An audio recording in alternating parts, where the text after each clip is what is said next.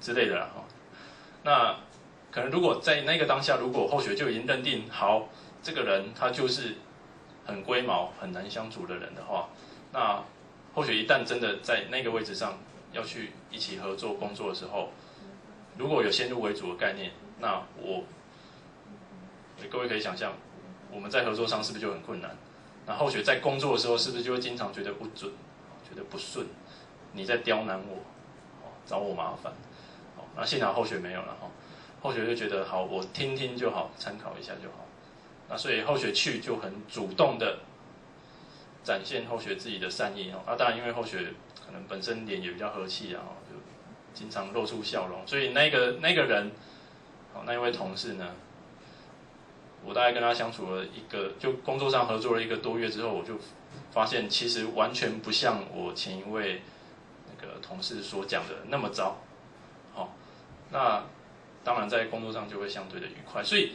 这种改变自己的力量往往会更胜于我们去改变别人的力量。那所以如果我没有办法去责人的话怎么办？我们可以自己去创造。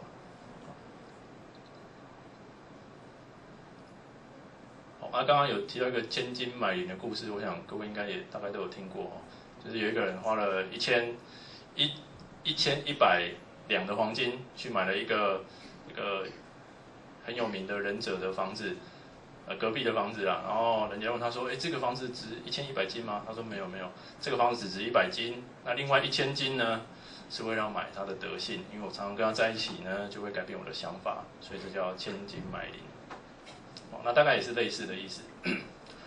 好，那后学再进一步来衍生"责不处人，焉得志"这句话。那这是后学自己的理解。当后学看到"责"这个字的时候，第一个想法就是，其实上帝或是我们的老母娘，他都赋予我们一个很伟大的能力，叫做自由意志。什么叫自由意志？就是每个人都有自己选择要往哪一条路走的能力。各位可能会觉得说，我得出世的这个家庭，我怎么突然变台语？我就出生在这个家庭，然后我家里面给我的资源就这么多，我出生就这么笨，我出生就这么矮，就这么胖，之类的，我们常会这个埋怨自己所得到的太少嘛。那凭什么说我有选择的能力？有，绝对有。那因为就算我们资源有限，可是我们的心念是可以无限宽广的。各位可以思考一下这句话。所以我们在面临每一个选择的时候，其实都是有自己选择的能力。包括说，我如果明天要考试，我可以选择我现在要好好念书，还是我现在要先去睡个觉，再起来念。这2种想法可能就会有不一样的结果。当然也可能结果一样不好，但是这个结果跟我们所做的行为并不是完全全然相依啊。那这个后学不解释。所以一个人最伟大的地方就是有自由意志，我们可以选择自己变得更好，或是变得更不好。那这个释迦牟尼佛他在不是说修版，也算是修版了他在思考宇宙人世间的真理的时候，他所得到最大的体悟，也就是这一点。各位可以回想一下，他在出生的时候，他讲说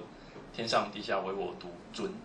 他并不是说他自己最伟大，他讲的是说我的佛性，每个人的佛性都是独一无二的，所以是唯我独尊。那正因为每个人都有佛性，都是独一无二的，所以每个人都有机会成佛。那我们也一样。那但是呢，佛陀的大智慧，它可以怎样开出3万多少个法门？就无限的法门，来解度每一位众生的苦。它是每一个众生的苦难，它都有一个对应的解药给他。但是如果众生不服药的话，众生如果不服药，他可以解脱吗？没有办法。所以这个自由意志的伟大就在这边，我可以选择吃这个药，或是我可以选择不吃这个药。所以呢，孔夫子也跟我们讲你是有选择的能力的你可以择，但是要不要选择在有人的地方，就看你自己有没有智慧。所以这个处人呢，就是我们随时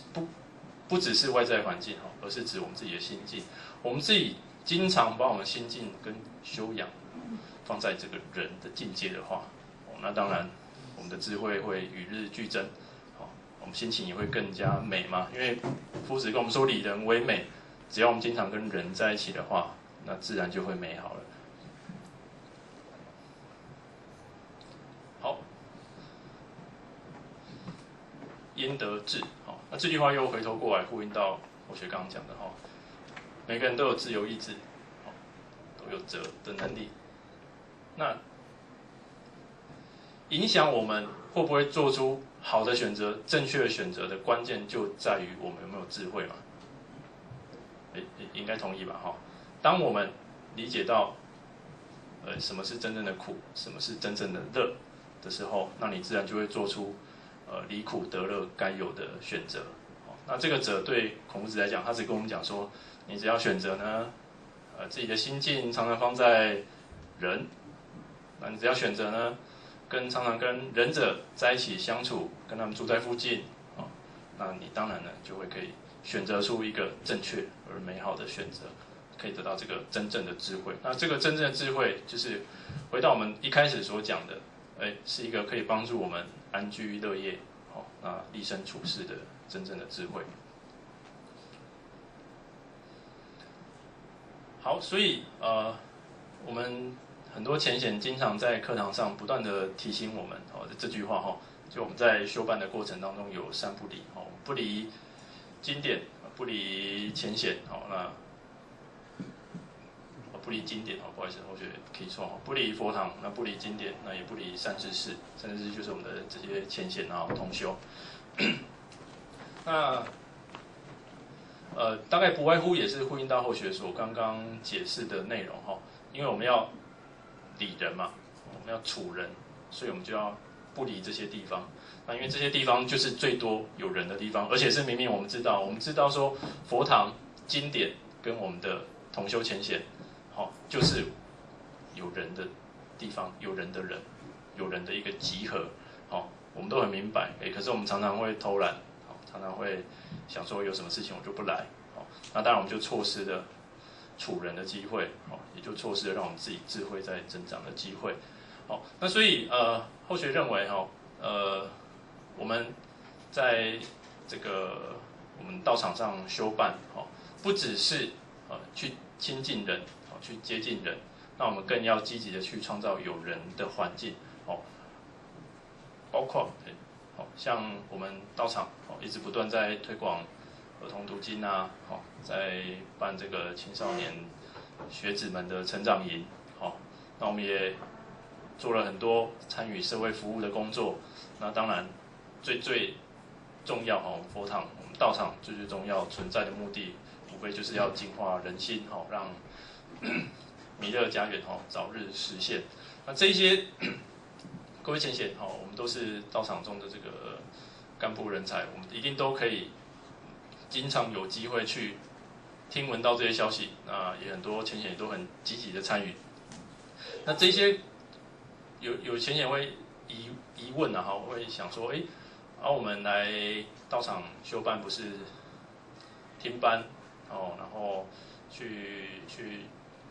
学习讲师，然后